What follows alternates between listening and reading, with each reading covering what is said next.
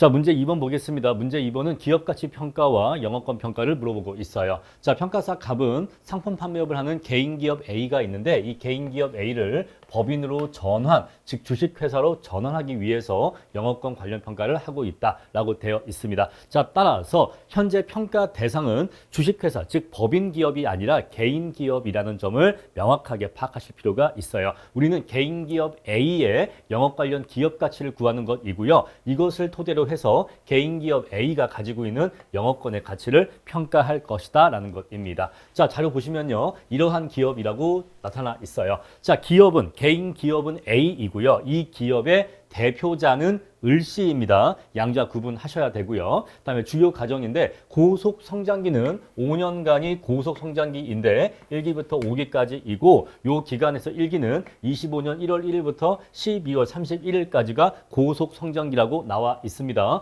요거 되게 중요한 얘기예요. 자, 그리고 6기부터는 안정 성장기인데 안정 성장기의 영구 성장률은 6%라고 합니다. 자, 따라서 5기의 현금 흐름이 6기 이후에 그대로 이어진다라는 것을 알 수가 있죠. 자, 그러면 고속 성장기에는 성장률이 얼마냐? 자료 4번에 1번 보시면요. 자, 매출액은 고속 성장기에는 과거 3년간의 상승률 추세가 지속될 것으로 예측된다라고 되어 있기 때문에 우리는 이 추세를 그대로 구해서 여기다가 적용할 것입니다. 과거 3년간의 추세가 그대로 이어질 것이다 라는 것이고, 자, 현금 흐름은 매 편의상 기말에 발생하는 것으로 가정한다 라고 되어 있는데, 자, 이런 말이 나와 있으면은 이건 여러분들이 문제 푸실 때 아무것도 고려할 게 없다는 겁니다. 자, 만약에 현금 흐름이 기초에 발생한다 라고 하면은 이 기초에 발생한 현금 흐름을 기말로 보내줘야 돼요. 왜 그런 거 하니? 우리가 사용하는 모든 금융 개수가 현금 흐름이 기말에 발생한다는 것을 전제로 해서 만들어져 있는 금융 개수입니다. 이거는 실무 기본 강의 때 말씀드린 바 있죠. 우리가 활용하는 모든 금융 개수는 현금 흐름이 어떤 돈이 들어오고 나가는 것이 기말에 이루어진다는 것을 가정으로 해서 만들어진 금융 개수예요. 따라서 현금 흐름이 기말에 발생하면 아무런 수정할 게 없습니다. 그냥 그대로 우리가 알고 있는 금융 개수 사용하면 돼요. 그런데 만약에 이게 기초에 발생한다라고 하면요. 그때는 보정을 해줘야 돼. 그런데 그냥 편의상 기말에 발생한다라고 했기 때문에 아무것도 보정할 게 없다. 그냥 풀면 된다. 이 뜻이에요. 절대 이것을 오해하시면 안 됩니다. 자, 대상기업 현금 흐름 추정 시 비영업용 자산에 의한 수익 비용은 제외된 것으로 가정한다. 자, 우리가 그래서 EBIT에서 시작해서 FC, FF를 구할 건데 그렇게 구한 현금 흐름에는 비영업용 자산에 의한 수익과 비용은 없으니까 여기서 발생하는 현금 흐름은 전부 다 100% 무엇이다? 영업 관련 부분에서 발생하는 현금 흐름이다. 따라서 이 FC, FF를 현가 합을 하면은 우리는 뭘 구할 수 있다? 영업 부분의 기업 가치만 구할 수 있다는 것을 얘기하고 있는 것입니다. 자, 그런 내용이고요. 다음에 두 번째, 재무상태표하고 손익계산서가 제시되어 있는데 지금까지 우리 시험에서 기업가치 관련 평가가 나왔을 때 재무상태표나 포괄손익계산서 이런 것들은 필요한 부분에 대해서만 발췌해서 또는 약식으로 문제가 주는 형식이었는데 이 문제의 경우에는 굉장히 자료가 큰 분량으로 제시되어 있었다라고 하는 점이 이번 출제 문제의 특징이라고 말씀드릴 수 있겠습니다. 자, 우리 여기에서 매도 가능 증권은 비영업용 자산이라고 문제에서 맨 마지막에 주고 있어요. 자료 11번 보시면은 자, 영업권에서 자, 자료 10번이네요. 10번에서 비영업용 항목은 매도 가능 증권이기 때문에 우리는 영업 관련 기업 가치를 구하기 때문에 매도 가능 증권 800만 원은 제외를 해 줘야 됩니다. 자, 그리고 토지는 현재 공정 가치가 1억 6천이니까 장부에 1억으로 되어 있지만 얘를 1억 6천으로 수정을 해 주셔야 돼요. 자, 자산을 이렇게 수정을 해 주셔야 됩니다. 자, 그런데 자산에 대한 수정이 이것만 있는 게 아니라 더 수정 사항이 있는데 그건 조금만 뒤에 가서 말씀을 드릴게요. 그런 다음에 이제 부채가 나오는데 자, 우리 부채에서 영업부채와 재무부채를 구분하셔야 됩니다. 자, 재무부채는 이자부 부채예요. 이자가 나오는 부채를 재무부채, 이자부 부채라고 합니다. 자, 이런 것들은요. 뒤에 차입금이라는 단어가 붙어 있어요. 이자를 내고 돈을 빌린 것이다 라는 뜻입니다. 그래서 이 두 개가 재무부채가 되고 나머지 요 세 개가 영업부채가 되는 것입니다. 자, 그래서 우리가 기업 관련 평가를 하실 때에는 부채 항목 중에서 재무부채와 영업부채를 구분하실 필요가 있다라는 것이고 우리가 얘기하는 투하자본에서의 그 부채는 재무부채를 얘기하는 겁니다. 아시겠죠? 내가 돈을 빌려서 이 사업에 투자했다라고 할 때 그 투하자본은 재무부채를 얘기하는 거예요. 다음에 손익계산서 나와 있는데 이거는 뒤에 가서 활용을 하겠습니다. 다음에 뒤에 보시면요. 자료 5번이 나오는데 자료 4번이 나오는데 자료 4번에서 매출액 상승률은 이렇게 하나, 이렇게 둘, 그리고 24년도에 10억 이렇게 해서 3개 구하시면은 매출액 상승률 추세 구할 수 있겠죠. 매출 원가는 2024년도와 동일한 원가율을 적용한다라고 했으니까 60% 그대로 적용하시면 됩니다. 여기까지는 별 문제가 없었고요. 자, 여러분들이 이 문제를 푸실 때 이 문제를 내가 정확하게 푸냐 못 푸냐의 관건은 바로 자료 5번에 대한 해석에 달려 있습니다. 자료 5번이 이 문제의 핵심 포인트예요. 나머지 부분들은요, 여러분들이 특별히 헷갈리거나 어려워할 부분이 없어요. 그냥 주어진 그대로 숫자 넣어서 푸시면 되기 때문에 너무나 단순합니다. 자, 추가 운전자본 소요율 이런 것도요, 그냥 공식 그대로 숫자만 넣으시면은 정확하게 숫자가 산출될 것이고, WACC도 자기 자본 비용과 타인 자본 비용은 정확하게 구하실 수가 있을 거예요. 그런데 이 문제를 풀 때 뭐가 제일 키포인트냐? 바로 자료 5번에 나와 있는 이 내용을 어떻게 해석해서 문제풀이에 적용할 거냐? 바로 그게 가장 중요한 키포인트가 되는 것입니다. 자, 1번 보시면요. 판매관리비는 2024년도에 판매관리비 비율이라고 했죠. 이 비율과 동일한 비율을 적용하여 추정하되, 자, 이 안에는 판매관리비 비율에는 임차료가 포함되고 임차료는 포함된 비율이라고 했어요. 그럼 따라서 임차료를 구해서 그 임차료를 포함시켜서 그 비율을 구해줘야 됩니다. 아까 우리 2024년도 손익계산서 보시면요. 판매관리비라고 있는데 이 안에 이 수많은 항목 중에서 임차료 있습니까? 없어요. 임차료가 없습니다. 없는 상태에서의 판매관리비예요. 그럼 어떻게 하라고요? 임차료는 포함시키라 이 얘기예요. 그래서 적정한 임차료를 판매관리비 안에 넣어주라 이 얘기예요. 그러면은 판매관리비 숫자가 변하게 되겠죠. 그 임차료가 포함된 판매관리비로서 판관비 비율을 적용하라 이 얘기입니다. 아시겠죠? 자, 그래서 적정 임차료가 현재 포함되어 있지 않은데 적정 임차료를 여기다가 포함시키라 이 얘기예요. 그게 얼마래요? 월 200만 원이래요. 월 200만 원이니까 얼마 포함시키면 되겠어요? 곱하기 12 해서 2,400 포함시키면 되겠죠? 200만 원 곱하기 12개월이라고 해서 플러스 2,400만 원. 한 판매관리비 비율을 적용하시면 되는 겁니다. 아시겠죠? 자, 그리고 두 번째가 뭐냐? 대표자 급여는 포함되지 아니하였다라고 되어 있는 거예요. 자, 여러분 우리가 부동산 평가할 때요. 이건 지금 기업가치 평가이긴 한데 마찬가지 로직입니다. 우리가 부동산 평가에서 NOI를 구할 때 여기 이제 영업경비를 구하잖아요. 영업경비를 구할 때 건물주가 직접 어떤 건물을 관리한다 하더라도 적정한 관리자 급여를 계상해 줍니까? 네, 맞습니다. 우리는 건물주가 직접 건물을 관리해서 이 관리자 급여가 발생하지 않는다 하더라도 적정한 관리자 급여를 계상해 줘요. 왜냐하면 누군가가 관리를 하기는 해야 되기 때문에 그런 겁니다. 아시겠죠? 이 건물이라고 하는 게 사람이 관리를 하기 때문에 유지가 되는 거지, 아무도 관리를 하지 않으면, 어떠한 사람도 관리하지 않으면 관리가 안 될 거 아니겠어요? 그래서 이 부동산에서 이러한 NOI가 창출되는 이유 중에 하나는 사람에 의한 관리 활동이 들어갔기 때문이고, 그러면 거기에 대해서 당연히 적정한 비용을 계상해 주는 게 맞는 겁니다. 이거 어렵지 않죠? 마찬가지예요. 어떠한 기업이 있는데, 자, 이 기업이 있는데 이 기업이 어떠한 이익을 창출한다, 이익을 벌어들인다 라고 하는 것은 누군가 사람이 일을 했기 때문에 이 기업이 돈을 벌어들이는 겁니다. 아시겠죠? 누군가 사람이 일을 했으니까 이 기업이 돈을 벌어들이는 거겠죠. 그런데 이 기업의 오너가 자기한테 월급을 주지 않는다고 해도 일을 했으니까 영업이익을 벌어들인 거예요. 그래서 거기에 대해서 적정한 인건비를 비용으로 계상하는 게 맞는 겁니다. 아시겠죠? 자, 우리는 이 기업의 오너가 돈을 얼마 버느냐, 그걸 구하는 게 아니에요. 기업의 오너가 얼마나 돈을 버느냐, 그걸 구하는 게 아니라 이 사업체 자체가 얼마만큼의 돈을 버느냐를 구하는 겁니다. 자, 우리 이렇게 한번 해보죠. 어떤 일가족이 치킨집을 운영한다라고 해보겠습니다. 자, 치킨집을 운영한다. 근데 이 일가족은요, 알바를 한 명도 안 써. 알바를 한 명도 안 씁니다. 그래서 한 달에 매출이 1,000만 원이에요. 자, 매출이 1,000만 원이라고 칩시다. 그런데 비용이 얼마가 나가냐면요. 예를 들어서 300만 나간다고 할게요. 그러면 이 치킨집은 이익이 얼마 버는 걸로 계산되겠습니까? 이익이 700만 원 버는 걸로 계산이 되겠죠. 그런데 이 비용에는 인건비가 포함되어 있지 않다 이 얘기예요. 자, 그럼 우리가 이 치킨집을 봤었을 때, 자, A, B, C라고 하는 세 명이 일을 한다라고 할게요. 이게 셋이 가족이에요. 가족이 이 치킨집에서 일을 해요. 근데 이 세 명이 치킨집에서 일을 하지 않고 치킨집에서 일을 하는 정도로 다른 사람들 가게에 가서 일을 한다면 한 달에 셋이 합쳐서 월급을 500을 받을 수 있다라고 해보겠습니다. 자, 월 500을 받을 수 있다. 이 정도의 돈을 벌 수 있을 만큼 일을 하는데 이 일을 남의 가게에서 하지 않고 자기네 치킨집에서 일을 하고 있다라고 해볼게요. 자, 그러면 우리가 이 치킨집이라는 사업체가 있죠. 이건 사업체죠. 이 사업체는 한 달에 돈을 700을 번다고 얘기해야 맞는 거예요. 두 번째 200을 번다고 해야 맞는 거예요.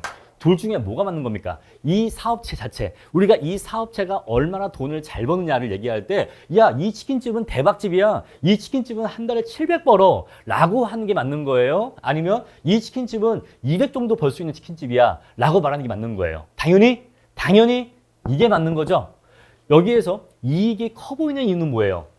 여기서 이익이 커 보이는 이유는 인건비 지출이 회계장부에 없기 때문에 가족들이 일을 하니까 가족들끼리 서로 월급을 주고 그러지 않다 보니까 회계장부에 인건비가 비용으로 계산되지 않아서 이익이 커 보이는 것뿐이지 사실은 치킨을 튀겨서 이만큼의 어떤 매출을 발생시키려면은 사람 셋이 일을 해야 되고 그 사람 셋의 인건비가 대략 500 정도의 인건비가 들어간다면 사실 우리는 이 비용을 300이 아니라 얼마라고 인식해야 맞는 거예요? 800이라고 인식해야 맞는 거예요.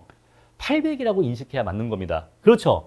그래서 이 정도의 매출을 일으키려면 닭들이 스스로 튀김기로 들어가는 게 아니잖아요. 사람이 일을 해야 들어가는 거잖아요. 그러니까 이 정도의 인건비가 들어가서 이 정도의 매출 발생시키는 거니까 역시 이 사업체의 이익도 200 정도 번다고 얘기를 해야 맞는 거예요. 이해하시겠죠? 이 얘기입니다. 자, 그래서 대표자가 내 회사니까, 내 회사가, 내 회사 내가 일하는데? 라고 해서 내가 나한테 월급을 주지 않는다고 해도 그 사람이 일을 했기 때문에 그만큼의 매출액과 그만큼의 영업이익이 발생한 거니까 그 일한 거에 대한 적정한 인건비는 비용으로 올려주는 게 맞는 거예요. 왜? 우리가 지금 구하는 관점은 이 가족이 한 달에 돈을 얼마 버느냐.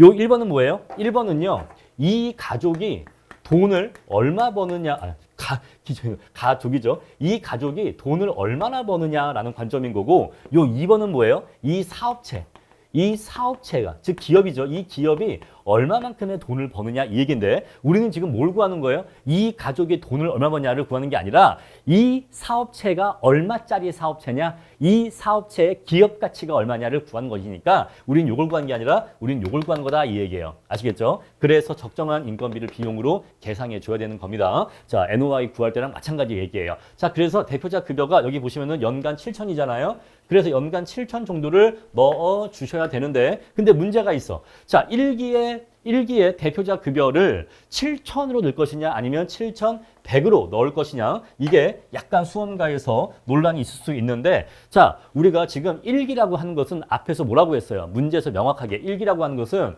자, 우리가 1기라고 하는 것은 25년도 1월 1일에서부터 25년 12월 31일까지를 우리가 요 기간을 1기라고 했잖아요. 그렇죠? 자, 그런데 우리 요 1기는 뭐였죠? 고속성장기입니다. 우리 요 1기는 고속성장기야. 그런데 여기서 지금 7천이라고 하는 관리자 급여는요. 언제 시점이에요? 24년 12월 31일입니다. 우리는 지금 25년 1월 1일자를 기준 시점으로 해서 평가하고 있는 거거든요. 근데 요 7천이라는 것은요. 과거의 자료예요. 2024년 12월 31일까지는 7천이었던 거예요. 근데 뭐라고 했어요? 고속 성장기 기간 동안에는 매년 100만 원씩 증가한다고 했죠? 자, 이제 하루가 지났습니다.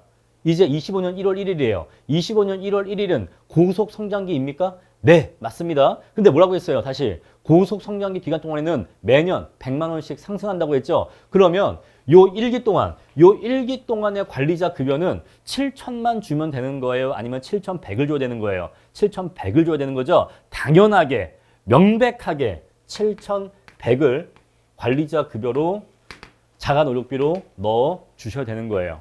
아시겠죠? 문제에서 명확하게 써 있잖아요. 어제까지 24년 12월 31일 어제까지는 연간 7천이었어. 24년도까지는 7천이었어. 그런데 고속 성장기 1기부터는 매년 100만 원씩 증가할 거야. 그럼 당연히 1기에는 7,100이 들어가야 맞는 겁니다. 아시겠죠? 자, 이렇게 해서 1번, 3번 다 말씀드렸고, 자, 이제 가장 중요한 보증금이에요. 많은 수험생분들이 시험장에서 이 보증금의 처리 때문에 엄청나게 고민도 하시고 패닉 상태에 빠지면서 아마 양갈래길로 갈렸을 겁니다. 어떻게 갈렸냐면은 1번이 자, 가장 좀 머리를 썼다라고 하시는 수험생분들이 무위험 수익률 4%를 적용했을 거예요. 이거다가 곱하기 무위험 수익률 4%를 곱해서 그걸 곱한 거에다가 임차료를 더해줬을 겁니다. 그렇죠? 2억 곱하기 4% 나누기 12 한 값이 있겠죠? 매월에 값이 나오겠죠? 그 값을 여기다가 집어넣어서 매월 임차료를 200 뭐 몇십만 원 이렇게 해서 계산을 했을 거예요. 그렇게 하신 분들이 1번 유형이고, 다음에 2번 유형이 뭐냐? 2번 유형은 그냥 이거는 고려하지 않은 거. 그냥 아무것도 그냥 보증금 2억 원은 특별히 어떻게 해서 뭐 처리하지 않는 거. 이게 바로 두 번째 유형이겠죠. 근데 사실은 둘 중에 선택을 하라면 시험장에서는 차라리 얘가 나왔죠. 왜 얘가 나왔을까요? 어차피 둘 다 틀렸습니다. 어차피 둘 다 틀린 건데 왜? 어차피 틀릴 거라면 얘가 왜 낫냐? 얘는 계산하는데 시간이 들어가지 않았잖아요. 근데 얘는요, 이거 구한다고 계산한다고 시간이 들어갔잖아요. 그래서 어차피 틀릴 거면은 계산하지 않고 틀리는 게 계산하고 틀리는 거에 비해서 낫다 이 얘기예요. 아시겠죠? 그래서 어쨌거나 둘 다 틀린 건데 이것보다는 이게 나았다. 왜? 시간적으로 얘가 약간 더 세이브 됐을 거니까. 그러면 대체 정답은 뭐냐? 정답은요, 요거는 3번. 자산으로 처리해야 돼요. 자산. 자, 여기 보시면은 지금 어떤 상황인 거예요? 현재 임차료가 실제로 발생하고 있는 거예요? 아니잖아요. 특수관계자 건물을 임차했대요. 그냥 이거 말이 어려운데 그냥 쉽게 얘기하면요. 엄마 아빠 건물에 들어갔다 이 얘기예요. 아시겠죠? 뭐 친척 건물 이런 건데 솔직히 친척이어도 세를 안 받지는 않아요. 엄마 아빠 건물 정도는 돼야 세를 안 받겠죠. 엄마 아빠가 나한테 세를 왜 받겠습니까? 그렇잖아요. 그죠? 그래서 이건 그냥 엄마, 아빠, 마마, 파파 건물에 들어갔다 이 얘기예요. 부잣집 애인 거죠. 부러워요. 이런 애들은 사업도 되게 쉽게 합니다. 이런 애들은 평가사시험 공부할 필요가 없어요. 그냥 엄마 아빠 재산만 물려받고 하면 됩니다. 근데 우리는 그렇지가 않으니까 공부를 열심히 해야 되는 거죠. 자, 그래서 특수관계자 건물에 임차했기 때문에 사실은 임차료를 안 내요. 그래서 회계장부에 임차료가 들어가 있지 않은 겁니다. 아까는 제가 여기 인건비 얘기했는데 이번엔 이제 임차료로 얘기를 해보죠. 엄마 아빠 건물에서 장사를 하면은 내가 세를 안 내잖아요. 그죠? 세를 안 냅니다. 그래서 회계장부에 비용 항목에 임차료 얼마 나갔다라고 적혀 있지를 않아요. 그래서 손익계산서를 봐도 임차료가 여기 나와 있지를 않은 겁니다.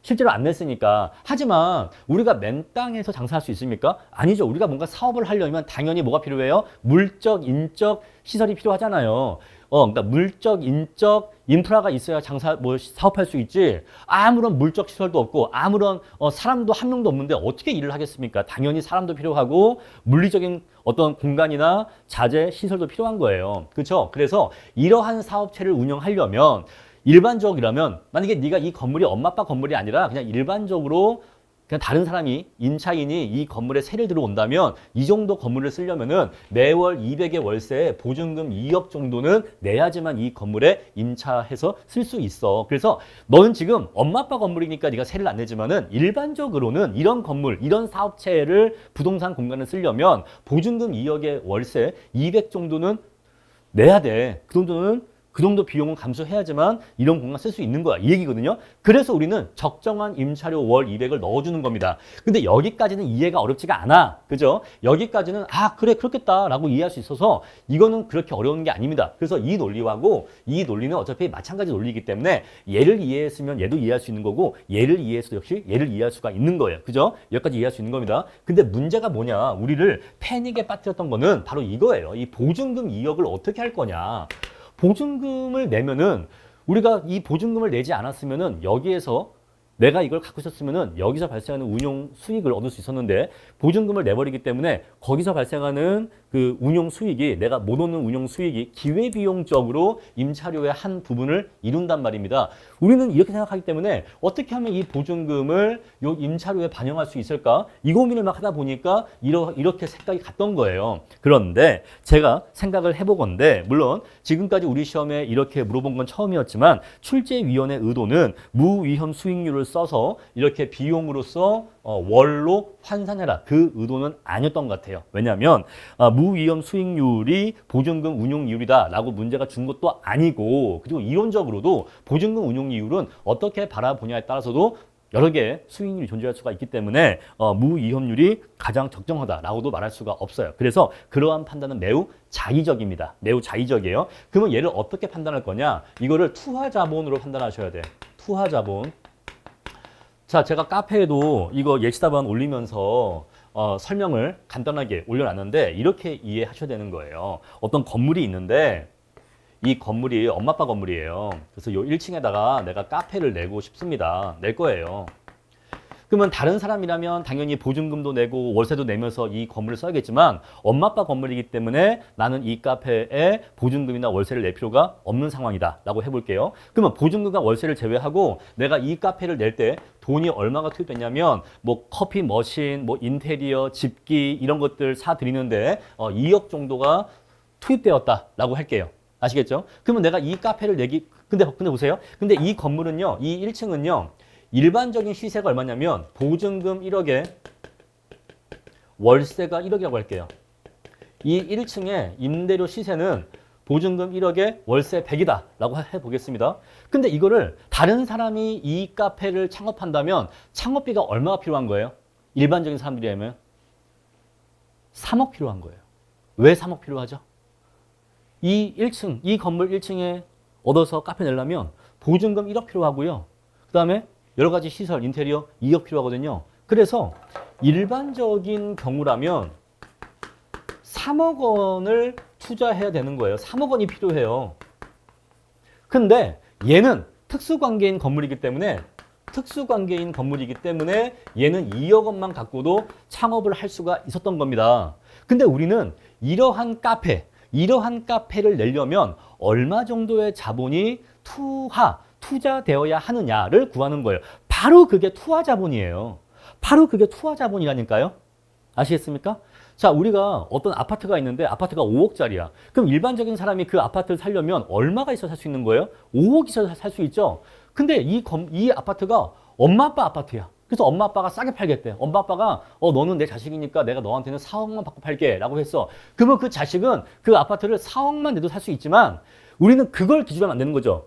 우리는 그 아파트의 가치를 구할 때 이 아파트는 4억짜리야 라고 하면 안 되는 거잖아요. 왜? 일반적으로는 이 아파트의 시세가 5억이기 때문에 5억을 줘야 살 수 있는 거잖아요. 그럼 우리가 이러한 카페를 내려면 얼마의 자본이 투입되어야지만 낼 수 있는 거예요? 2억 원만 있으면 낼 수 있는 거예요? 못 낸다 이 얘기예요. 보증금을 빼고 2억 필요하잖아요. 그래서 일반적으로는 보증금까지 해서 3억이 필요한 겁니다. 그래서 이 카페의 기업 가치를 구할 때 투하자본은 보증금까지 포함해서 3억이라고 얘기해야 맞는 거예요. 3억이 있어야 이런 카페를 낼 수가 있으니까. 마찬가지입니다. 자, 보증금 2억이 있어야 되는 거예요. 이러한 사업체라면 그러한 영업이익은 그냥 나오는 게 아니에요. 보증금 2억이 나가 있고 보증금 2억을 냈고 월세 200 정도를 내면서 그러한 부동산 공간을 임차해서 사업을 했기 때문에 그만큼의 매출액과 그만큼의 영업이익이 나오고 있는 겁니다. 일반적으로는 그래서 이 보증금 2억 원이 투하자본에 들어가야 돼요. 투하자본에 들어가야 되기 때문에 투하자본에 이것을 2억을 포함시키기 위해서 얘를 자산으로 잡아주셔야 돼요.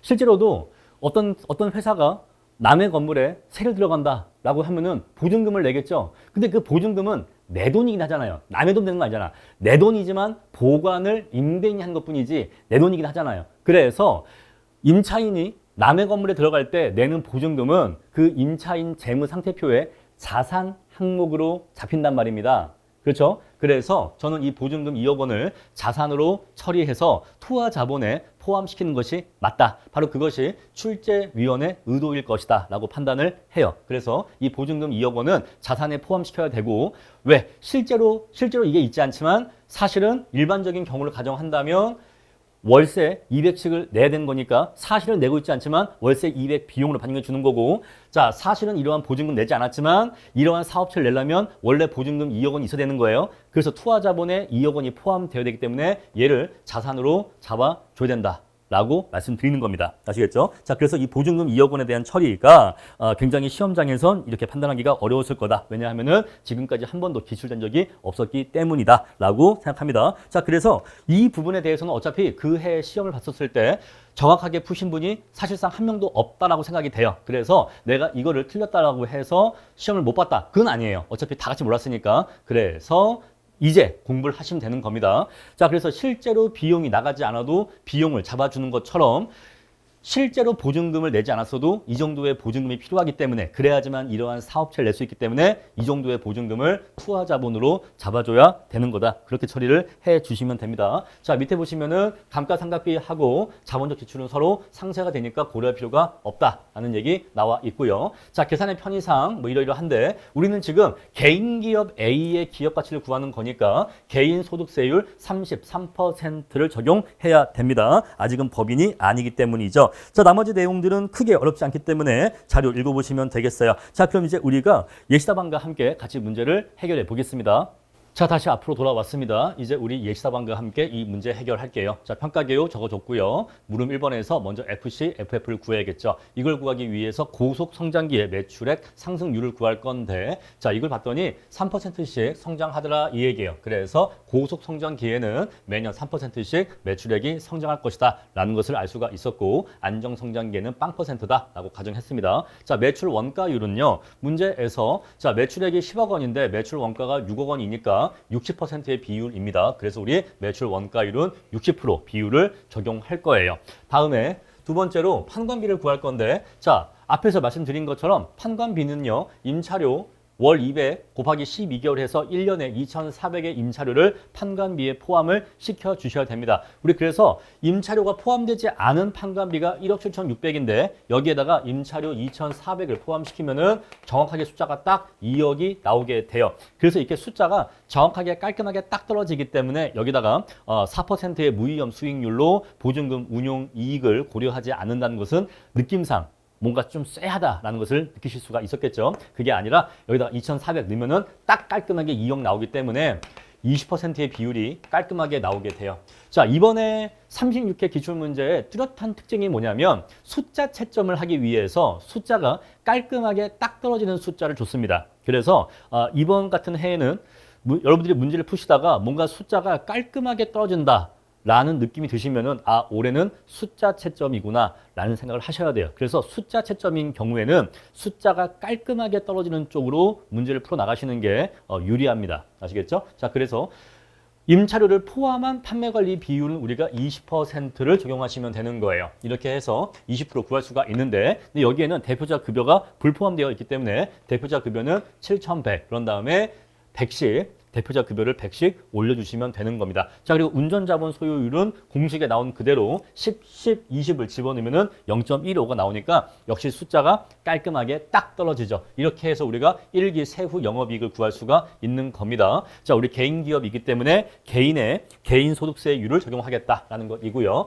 그럼 이제 우리가 이걸 이용해서 FC, FF 테이블을 구할 수가 있죠. 자, 매출액은 이제 이렇게 해서 3%씩 성장하면 됩니다. 2024년도의 매출액이 10억 원이었으니까 다음에 25년도에는 3% 성장해야 되니까 10억 3천만 원이 되는 거예요. 그렇죠. 오케이. 이렇게 해서 3%씩 올라가면 되고 매출 원가율은 60%였고 판매 관리비는 임차료를 포함했었을 때 20%였고 자, 판매 관리비에 포함되지 않은 게 대표자 급여인데 대표자 급여는 7,100, 7,200, 300, 400, 500 이렇게 100씩 올라가면 되는 겁니다. 자, 이렇게 해서 개인 소득세율을 집어넣어서 세후 영업이익을 구해주시면 되는 거예요. 그리고 다음에 순운전자본 증감액을 구해주시면 되는데 매출액이 얼마나 증가했나를 먼저 구한 다음에 매출액이 증가한 것에다가 매출액 증가분에다가 곱하기 0.15 곱해주시면은 순운전 자본이 이렇게 증가한다라는 것일 수가 있고 매출액이 매년 3%씩 성장하기 때문에 순운전 자본 증가맥도 역시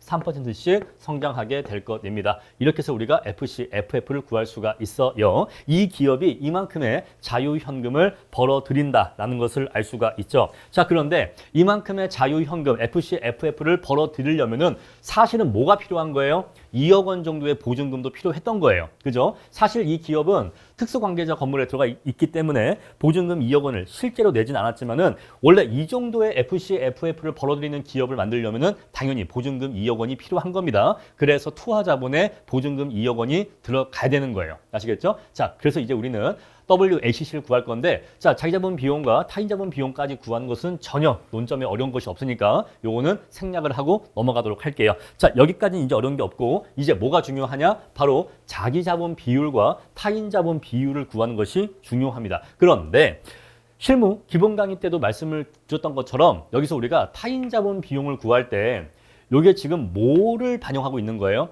남의 돈을 쓰면 이자를 내야 된다라는 것이잖아요. 자, 우리가 WACC를 구할 때 타인 자본 비율이라고 하는 것은 자기 자본 플러스 타인 자본 분의 타인 자본 이렇게 해야지만 타인 자본 비율을 구할 수가 있는 거잖아요. 그렇죠? 물론 이 자리에 분자에 자기 자본이 오면은 자기 자본 비율을 구할 수가 있는 건데 어차피 마찬가지니까 이걸로 설명을 드릴게요. 여기에서 얘기하는 타인 자본이라고 하는 것은 재무부채를 얘기하는 거예요? 영업부채를 얘기하는 거예요? 당연히 재무부채를 얘기하는 겁니다. 당연히 여기서의 타인 자본은 재무부채를 얘기하는 거예요. 왜 그런 거예요? 지금 여기서 타인 자본 비용이라고 하는 것은 이자 비용을 얘기하고 있는 거잖아요. 남의 돈을 쓰면 이자를 내야 되니까 그 이자 비용이 얼마만큼이냐 라고 하는 것을 지금 타인 자본 비용으로 구하고 있는 거잖아요. 따라서 여기에 대응되는 타인 자본은 당연히 재무부채를 의미하는 겁니다. 그래서 이 자리에는 부채 총액이 오는 게 아니에요. 이 자리에는 부채 총액이 오는 것이 아니다. 부채 총액이 아닙니다. 자, 그래서 이거 자체가 지금 투하자본인 거예요. 여기서 지금 요거의 합계가 곧 뭐예요? 투하자본이다 이 얘기예요. 투하자본. 그래서 여기서 말하는 타인 자본은 이자가 발생하는 재무부채만을 얘기하는 거다. 우리 그래서 이 공식을 조금 다르게 쓰면은 이렇게 쓸 수가 있어요. 투하자본 분의 타인 자본 이렇게 쓸 수가 있고 또 얘를요 이렇게 쓸 수가 있어요. 자기자본 플러스 재무부채, 재부랄게 재부 분의 재부 이렇게 쓸 수가 있는 거예요. 아시겠죠? 여기서 말하는 타인자본 비용은 재무부채를 얘기하는 거다. 그래서 이 투하자본 안에는 자기자본과 재무부채가 포함되어 있는데 얘와 얘 사이의 비율을 구한 것이 바로 자기자본 비율과 타인자본 비율을 구하는 것이다 라는 것이에요. 아시겠죠? 바로 그 가중치를 지금 우리는 구하려고 하는 거다. 내가 이 사업체를 내기 위해서 내 돈과 남의 돈을 투자했는데 그래서 내 돈과 남의 돈을 합쳐서 투자했죠. 바로 그게 투하자본이야. 투하자본인데 여기서 말하는 남의 돈은 바로 재무부채를 얘기하는 거예요. 그 말씀을 드리고 있는 겁니다. 그래서 이 자리에는 재무부채만 들어가야 된다. 그 말씀을 드리고 있는 거고요. 자, 그리고 보증금 2억 원. 결국 이 문제의 주인공은 이 보증금 2억 원의 처리인 것 같아요. 자, 보증금 2억 원 어떻게 처리하는지 설명드릴게요. 자, 일단 타인 자본은요. 자, 재무부채만 포함되어야 되니까 장단기 차입금만 포함을 합니다. 그래서 타인 자본은 이렇게 해서 이게 얼마죠? 8천만 원. 오케이, 8천만 원. 8천만 원이 타인 자본으로 일단 구해지는 거예요. 여기까지는 어렵지가 않습니다. 자, 그럼 이제 자기 자본의 크기를 구하는 게 중요한 겁니다. 자기 자본. 자, 우리가 일단 보증금을 일단 고려하지 말고 요건 이따가 고려하고 일단은 비영업 자산인 투자 자산은 제외를 하고요. 아까 우리 여기서 요거는 뺀다고 했죠. 여기서 요거는 뺀다고 했습니다. 그리고 얘는 160으로 1억 6천으로 바꾼다고 했어요. 그래서 투자 자산은 제외하고 요거는 빼주고 토지는 1억은 빼주고 1억 6천은 더해주는 거예요. 이렇게 해서 플러스 6천 해주는 거죠. 여기까지는 여러분들이 아무런 어려움이 없었을 거예요. 그죠? 기존의 자산 총액에다가 이렇게 해준 것까지는 아무 어려움이 없었을 겁니다. 그런데 아까 말씀드린 것처럼 실제로는 보증금 2억을 내지 않았지만 이러한 사업체를 꾸려서 이만큼의 FC, FF를 벌어들이려면 사실은 뭐가 필요한 거죠? 보증금 2억이 사실은 필요한 거죠. 자, 그래서 그러한 논리로 이만큼의 FC, FF를 벌어들이는 사업체를 내기 위해서는 보증금 2억 원이 반드시 필요한 겁니다. 이만큼의 보증금 2억 원이 필요한 거예요. 그래서 영업자산으로서 이 보증금 2억 원을 포함시켜 주셔야 하는 거예요. 자, 그래서 영업자산은 589만큼이 필요하다. 589 100만 원이 그만큼이 필요하다라고 이렇게 구해 주셔야 하는 겁니다. 그런데 자, 우리 영업자산 전체가 이만큼인데 이 중에는 영업부채가 포함되어 있으니까 영업부채가 137이죠. 그래서 여기에서 영업부채 137을 빼주면은 우리가 뭘 구할 수가 있다? 투하자본을 구할 수가 있어요. 투하자본. 그래서 투하자본이 452가 나오게 되는 겁니다. 자, 이 452 투하자본 안에는 보증금 2억 원이 포함되어 있는 거예요. 즉 이러한 사업체를 내려면 이 정도의 돈은 필요하다 이 얘기예요. 내 돈과 남의 돈 합쳐서 이 정도의 돈은 필요하다 이 얘기예요. 아까 우리가 카페 창업 얘기할 때 자, 순수한 카페 창업비가 2억 원이고 보증금이 1억이다라고 하면은 우리가 이러한 카페를 내려면 사실 얼마가 필요한 거예요? 3억 원이 필요한 거죠. 사실은 투하 자본이 3억 원이 필요한 거예요. 그래서 투하 자본 3억 원이 필요한 겁니다. 자, 지금 요 얘기를 하는 거예요. 요 얘기. 이만큼의 돈은 투자해야 된다. 요 얘기 하는 거고. 그런데 요 안에서 일부는 자기 자본이고 일부는 타인 자본이겠죠? 이제 그 비중을 구하는 것이 바로 요거예요. 아시겠죠? 그러니까 여러분들 요 얘기하고 요 얘기를 혼동하시면 안 돼. 이러한 사업체를 내려면 얼마만큼의 투하 자본이 필요하니를 여기까지 지금 얘기한 거예요. 여기까지. 근데 이러한 사업체를 내려면 보증금 2억 원이 필요한 겁니다. 그래서 이러한 보증금 2억 원까지 포함해서 이 정도의 돈이 필요해 라고 얘기해야 맞는 거예요. 아시겠죠? 자, 이러한 카페를 내려면 보증금 1억까지 포함해서 얼마가 필요하다고요? 3억 원이 필요해 까지 얘기한 거예요. 투하 자본 3억 원 필요한 겁니다. 이러한 카페를 내려면, 이러한 사업체를 내려면. 아시겠죠? 그런 다음에 근데 이 3억 원 중에서 내 돈과 남의 돈의 비율이 얼마니? 바로 그게 이 얘기라고요. 그런데 남의 돈이 얼마래요? 남의 돈은 명확해. 남의 돈은 8천만 원이래. 남의 돈은 8천만 원이니까 그럼 나머지는 다 뭐예요? 내 돈으로 충당됐겠죠. 그죠? 그래서 내 돈은 이만큼이니까 바로 전체 이 중에서 내 돈이 차지하는 비율은 0.827이고 전체 투하자본 중에서 남의 돈이 차지하는 비율은 0.173이하가 도출된다는 거예요. 아시겠죠? 이러한 카페를 내려면 돈이 얼마 필요하다고요? 보증금 1억에다가 그 외에 창업비 해서 3억 원이 필요하다고요. 그러면 이러한 사업체를 내기 위한 투하 자본은 3억 원 필요한 거예요. 바로 그 얘기고. 근데 이 사람이 카페를 창업할 때 은행 대출을 5천 받았대. 은행 대출을 5천 받았대요. 그러면 내 돈은요? 2억 5천 투입됐겠죠? 그쵸? 그래서 3억 원이 필요한데 은행 대출이 5천이라면 내 돈은 2억 5천 투입됐겠죠. 그래서 바로 이게 자기 자본 비율이고 바로 이게 타인 자본 비율인 거예요. 이렇게 2단계로 구분해서 생각을 하셔야 되는 겁니다. 자, 이렇게 해서 우리가 각자의 비율을 구할 수가 있었죠. 그럼 이제 이 비율을 이용해서 WACC를 구하시면 되는 겁니다. 자, 그래서 우리가 이제 16%의 할인율을 구했으니까 16%의 할인율로 FC, FF의 현가 합을 구하고 그다음에 6기의 FC, FF를 환원해서 역시 5기간 현가 합해 주시면은 599 100만 원이라고 하는 영업 관련 기업 가치가 나오게 될 거예요. 자, 근데 이렇게 설명드리면 여러분들이 또 혼동하시는 게 있는데 아니 선생님 무슨 말씀 하는지는 대충 이해는 했습니다. 이 카페 요건 이제 이해했어요. 근데 문제가 뭐냐면 자, 다시 돌아가서 이런 식으로 처리를 해 버리시면은 실제로는 보증금 2억 원이 없는데 마치 보증금 2억이 있는 것처럼 그냥 없었던 보증금이 야, 너 사실은 보증금 2억이 있어 라고 하면서 기업의 가치가 2억 원만큼 고가 평가되는 거 아닙니까? 사실 이 기업은 보증금 2억을 안 냈잖아요. 근데 가지고 있지 않은 보증금 2억 원을 넌 사실은 보증금 2억이 있어 라고 하면서 2억만큼 업시켜 줘버리면은 자산의 크기를 그만큼 업시켜 줘버리면은 기업 가치가 부당하게 2억만큼 커지는 게 아닙니까? 라고 오해하실 수가 있는데 여러분 지금 우리가 여기서 구하는 거는요. 기업 가치 자체를 2억만큼 업시켜 주는 게 아닙니다. 그거 오해하시면 안 돼요. 이렇게 처리했다라고 해서 보증금 2억을 영업자산에 포함시켰다고 해서 기업 가치가 2억이 올라가는 게 아닙니다. 그거 오해하시면 안 돼. 지금 우리가 이거를 하고 있는 거는요.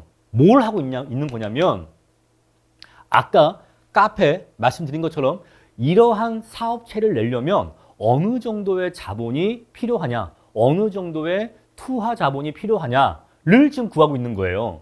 그걸 구하고 있는 겁니다. 그래서 이러한 사업체를 일반적으로 낸다면 엄마 아빠 건물이 아니라 그냥 일반적으로 남의 건물에 세입자로 들어가면서 낸다면 이 정도의 영업자산이 필요하다. 이 정도의 영업자산이 필요하다라고 해서 지금 구하고 있는 거지 이 기업은 사실 2억 원의 보증금을 갖고 있어 라고 지금 기업 가치를 2억 원을 업시켜주고 있는 게 아니에요.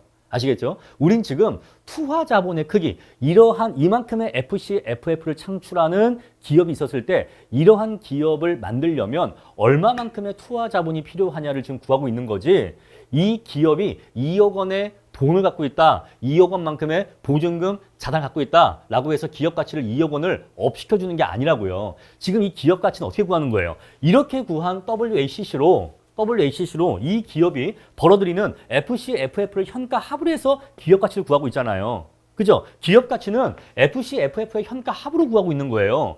여기다가 플러스 2억 해주는 게 아니라고요.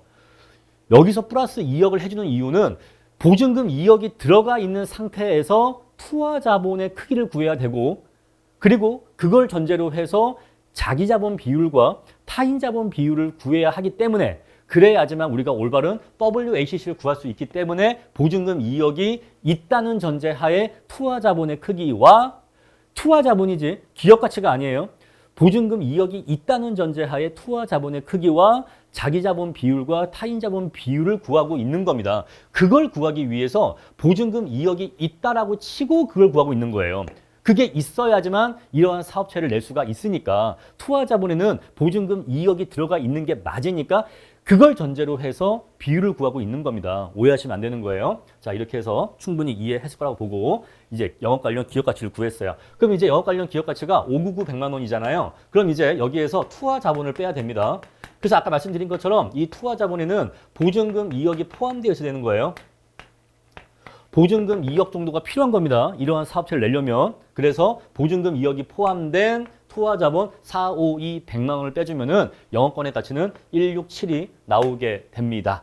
아시겠죠? 자, 이렇게 해서 숫자가 이렇게 돼요. 그리고 숫자로 봐도 보증금 2억 원을 여기에 넣어주는 게 맞는 거예요. 보증금 2억 원이 200, 100만 원이거든요. 200, 100만 원이에요. 만약에 이거를 넣지 않잖아요? 그럼 얘가 대략 얼마가 나오냐면은 367이 얼마가 나옵니다. 여러분, 영업 관련 기업 가치가 그냥 쉽게 해서 600이래. 영업 관련 기업 가치가 600인데 영업권의 가치가 367이래. 반이 넘는데 어떤 기업이 있는데 이 기업의 기업 가치의 절반 이상이 영업권 가치래. 이게 말이 되겠어요? 말이 안 되겠죠? 그래서 숫자를 봐도 여기에 200이 들어가는 게 현실성이 있는 겁니다. 아시겠죠? 자, 이렇게 해서 문제 2번은 이렇게 해결을 해되고 여러분들이 이 문제에서는요. 보증금 2억 원을 어떻게 처리할 것이냐 이게 핵심이었는데 이러한 사업체를 내려면은 당연히 보증금 2억 원이 필요한 거고 따라서 당연히 투하 자본에는 보증금 2억 원이 있다는 전제하에 투하 자본의 크기와 여기서 투하 자본이 452 100만 원이라고 하는 것은 이러한 사업체를 내려면 452 100만 원이 필요해 라는 뜻이지 기업 가치가 플러스 2억 원 되는 거 아닙니다. 아까 엄마 아빠 건물 1층 카페 자꾸 떠올리세요. 이러한 건물에 이러한 카페를 내려면 3억 원이 필요해 라고 구한 거예요. 아시겠죠? 지금 그걸 구한 거지. 너 실제로 네가 3억 원을 갖고 있어 라고 하는 게 아니에요. 오해하시면 안 됩니다. 그걸 전제로 해서 타인 자본 비율과 자기 자본 비율을 구해야 된다. 그렇게 해서 이러한 사업체라면 이 정도의 투하 자본이 필요하고 이 정도의 투하 자본이 필요한데 타인 자본이 8천만 원이 있다면 그러면 나머지는 자기 자본으로 충당됐을 거니까 그걸 전제로 해서 WACC를 구한 것뿐이다 라는 것이에요. 기업 가치에 없었던 현금 2억이 있다고 현금 2억을 넣어준 게 아니다 라는 것입니다. 그래서 오해하시면 안 돼요. 자, 이렇게 해서 문제 2번 해설 마치겠습니다.